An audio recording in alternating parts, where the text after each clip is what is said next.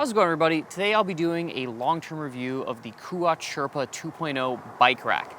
Now this is a bike rack that I've owned for about 3 years now, and having used it, maybe not daily, but at least 3 to 5 times a week on average, I have, I think, enough experience to give you some really in-depth and detailed views on whether this bike rack will work for you.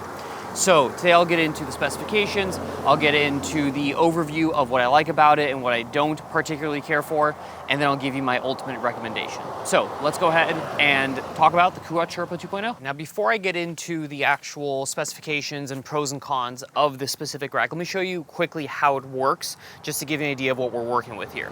So the rack in the up position like this is operated by this little foot pedal, and you can push down it with your foot, which releases the rack, and then you can tilt it out of the way like so. You have 2 cradles here, okay? And you have these arms that sort of fold out of the way when not in use. And then you can open up this little cradle here. This is for the front wheel, the front tire. And then on the back here, you have a strap and the cradle for the rear wheel. Then you extend this arm, open it up, grab our bike, lift it up. I like to place it in the front cradle first, make sure it's there, then locate the rear strap, kind of spin the wheel to get a good kind of even attachment here, cinch it down, and then switch over to the front, holding the handlebar or the wheel, lift this up, and then you want to get this sort of hook as close as you can to the fork stanchion and just press down. You'll hear the clicks, and you want to get it pretty tight. Give it a little shake, and you are good to go. So let me give you a little bit of specifications about the KUAT Sherpa 2.0, and then we'll get into what I like about it, what I don't like about it, and then I'll sort of give you my ultimate recommendation as to whether or not this is the right bike rack for you. So quick overview of the specifications for the KUAT Sherpa. MSRP $759 as of October of 2025. This has gone up quite a bit. I bought this rack in 2022, and I believe the MSRP was $659 or something along those lines. So it has gone up by over $100, if I'm not mistaken, just in the past couple of years. And I actually bought another one, long story, in 2021. And that one was, I want to say, less than 500 or maybe right at 500 MSRP. So the price of this bike rack has gone up quite significantly since it came out. In terms of options, you really have 3 options in terms of color and then 2 options for mount. So you either have 2-inch or 1 1/4 inch receivers. They do not come with an adapter. So if you think you might switch cars with a different size hitch receiver, or if you have multiple cars, I would say get the smaller one because it's easier to mount the smaller one on a 2-inch receiver rather than the other way around. I have the 1 1/4 inch receiver on my car, and so I got the 1 1/4 inch model, which is nice. You don't have to use any sort of adapter. But if you were to have the 2-inch one, you would have to find a way to adapt it to the 1 1/4 inch, which I had to do on my old one with my old car, which made it a lot longer and stick out more from the car. So just get the smaller one is my recommendation on that. In terms of color, you have black, gray, and white. I went with the black. I also had the gray one initially, which I do not have anymore. I think they all look good depending on the color of your car. I think black and gray are a little bit safer, but again, the white might be your cup of tea, so that is an option as well too. So you do have 3 options in terms of color. Capacity, it is rated for up to 40 pounds capacity. I have not tested it above that. I think the heaviest bike I have is like 36 or 37 pounds, although I have mounted up my bikes with bike packing gear on them, which probably does tip them above 40. I've not had any issues, but just know that that is the manufacturer specified limit, 40 pounds. And you have a 47-inch wheelbase max capacity. My Ripmo is the longest bike I have, and it does sort of hang off the ends a little bit wider than the car, but it still does fit on the bike rack just fine, but it does kind of push the limits a little bit. Although I do believe there is an extender, I could be wrong about that, but I do believe there is an extender for slightly longer wheelbases, but that is purchased separately. It does also come with, in terms of accessories, you do get the sort of foot pedal to lift and lower the bike rack included. Other bike racks like the One Up, you have to buy a specific part to have that sort of easy tilt capability, so that is something to keep in mind. And you do get the included cable lock as well too, which is really just, like I said, obviously a cable lock, which then clips in to the little receiver on the bike rack itself, but it is a nice touch. Obviously, if someone really wants to cut through it, they could cut through it pretty quickly with an angle grinder, but at least as a sort of deterrent, if you want to run inside to grab, something at a gas station or go grab lunch real quick, I have often left it, just tied with the cable lock, and I've felt safe enough, at least where, if I can look out the window and see my bike, someone's not just gonna grab it and run away with it. One of the big selling points of the Sherpa is just how lightweight the entire rack is. It tips the scales at about 32 pounds, which is really quite light. For comparison's sake, the KUAT NV, which is sort of their next step up, that one comes in at 52 pounds, an extra 20 pounds. And so if you're the kind of person that plans on not keeping the rack on your car all the time, I do, but if you wanted to switch it between cars, or if you wanted to kind of put it in your garage when you're not using it, the 32-pound weight of the Sherpa makes it quite easy for anyone to take it off, move it, put it away, and then put it back on when they need it. That is something that's going to be a little bit harder to do with heavier bike racks, especially if you are doing it on a routine basis. I couldn't get an exact answer on where the Sherpa is manufactured, but is not made in the USA. Online, it seems to say either China or Taiwan, although it is an American company based in Missouri, if I'm not mistaken. But if you want an American-made bike rack, the KUAT Sherpa is not going to be the option for you. Now, what do I like about this rack? First thing is the lightweight nature of it is quite nice. Again, I mostly leave it on the car, but whenever I have had to take it off or I've had to move it between cars, it is really nice and easy to just be able to lift it up. It's 30 pounds, right? Anyone can do it. And so that is definitely a nice feature. The operation of the bike rack is very straightforward and stable. It does a great job of keeping the bikes exactly where they need to be.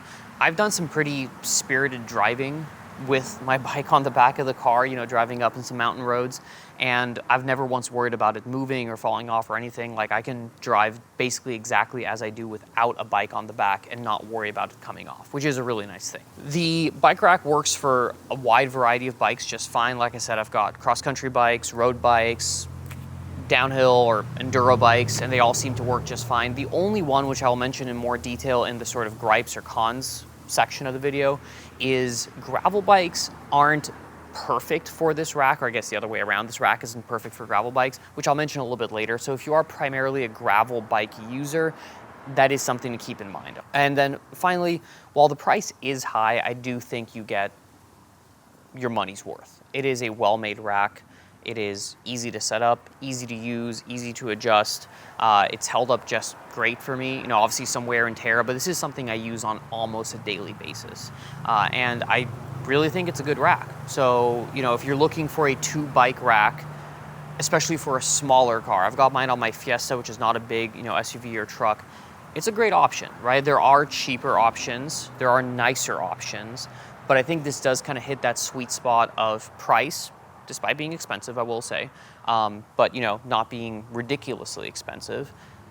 Features, right? The cable lock, it doesn't touch the frame, the foot-mounted tilt, the lightweight nature of it. I think those are all great features that come along with it.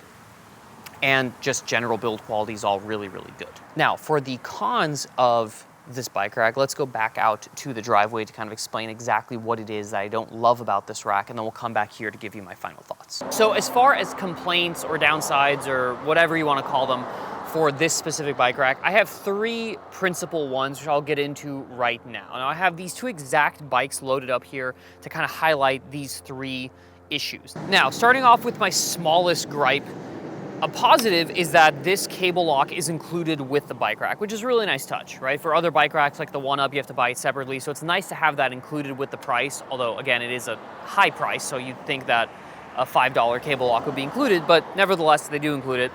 And it works pretty well, right? So basically, it's just a cable lock with a little loop through here.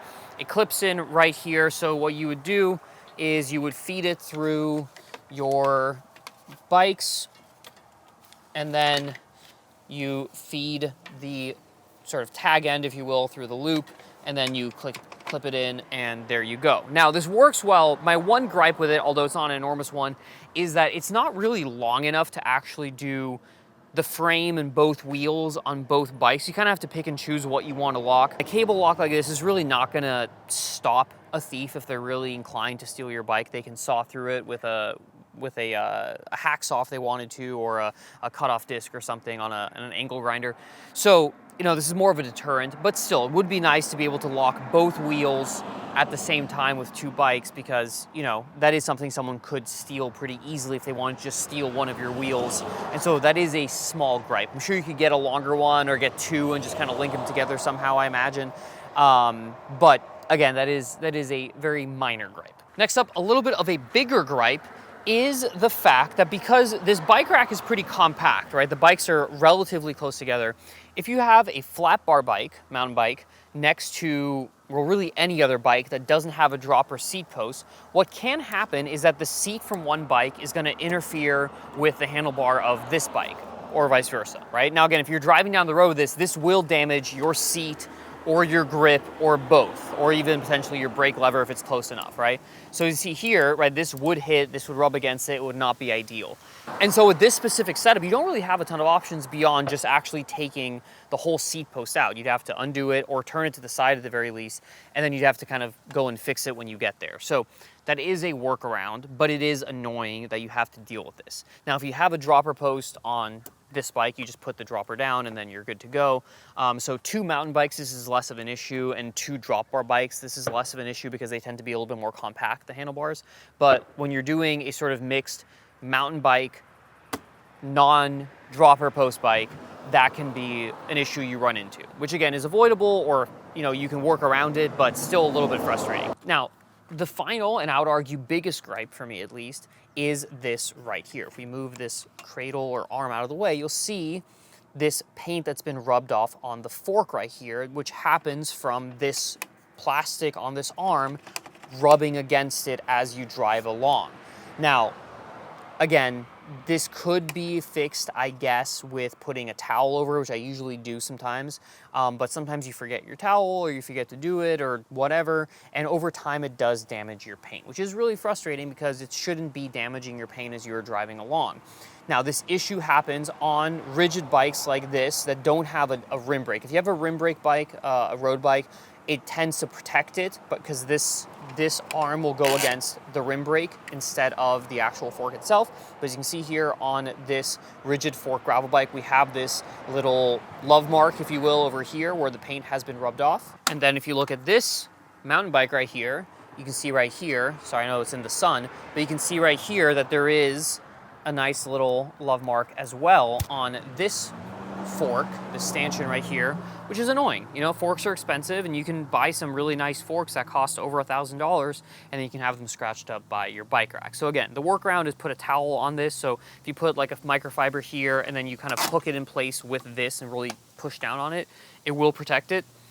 I guess you could put some sort of protective tape on it, but still, that is a little bit of an annoyance with this specific bike rack. And then, sorry, two more little complaints or gripes, if you will, that I have to mention before moving on. So the first one here is that for gravel bikes specifically, the tires tend to be kind of wide, too wide to fit in this little center channel here that's designed for road bike tires. So if I pull this bike out for a second, you'll see here that there's this channel right here. Now again, this is a 32 millimeter kind of gravel plus or road plus tire. This works in here well enough, but on like 35, 40C tires, for gravel, specifically knobby tires, they're too wide to fit in there, so this won't like actually hold it still. And then this is too wide, sorry, this is too narrow, this is too wide because this is meant for mountain bike tires. And so you can have a situation where the bike does kind of squirm around a little bit. Now, I haven't lost one, but still, it does sometimes end up when you get to your destination and your bike is kind of at an angle like this, which doesn't really feel super safe. This is especially an issue on the front. And the back here with the strap, you can really cinch it down. On the front, sometimes you get, again, to your destination and the tire's kind of like this, you know, it's kind of moved around. So what I sort of do to avoid this altogether as best I can is just angle it this way to start and then cinch it down. And what this tends to do is it keeps it a little bit more stable because it has more contact points now. But again, if you are primarily a gravel bike rider, this might not be the best bike rack for you. And then the sort of final gripe is that over time, again, I've had this bike rack for 3 years, it does get a little bit of play. Right now it's actually pretty good because I tightened it up. So you do have to periodically tighten it up. That's not really that big of an issue. I think that's to be expected. And it's pretty easy. You just use an 8mm and an open end or adjustable wrench, and you can just tighten everything right up and make it like new, essentially. But it does over time loosen up a little bit. So just something to be aware of. If you choose to buy this bike rack, you might have to spend a few minutes tightening up your bolts every year or so, but not a big deal. So final thoughts. As I mentioned, pros and cons to this bike rack. Obviously it's not perfect. It does have a couple things that I don't love. Like I said, for gravel bikes, it's not gonna be the best choice given the fact that that channel is like both too narrow and too wide to properly hold gravel bike tires. You can just turn the gravel bike tire to the side and make it work, but it is a little bit of an annoyance. The fork scratching issue does annoy me. You can get around it by putting a towel on your fork or something to protect it. But again, a bike rack that costs almost $800 really shouldn't be scratching up your fork. So that is something that does annoy me. I still do really enjoy this bike rack. I plan on keeping it. I did buy a new one because I wanted to try something different and switch to a one bike rack because I mostly just ride by myself and I don't really need 2 bikes. And so having just one rack and one that hopefully doesn't scratch my fork is gonna be really nice. But I plan on keeping it on my other car or plan on keeping it as a secondary option when I do need 2 bikes capacity. So all that said, KUAT Sherpa 2.0, great bike rack. I've had it for 3 years. I really do enjoy it. There are a few things to be aware of in terms of concerns, gripes, downsides, whatever you want to call them. But all things considered, I do think this is a really solid option. I would recommend it. And if you have any specific questions about the rack, please drop them down below in the comments and I'll try to get back to you as quickly as I can. So thank you guys so much for watching. I'll catch you guys in the next video. See you later.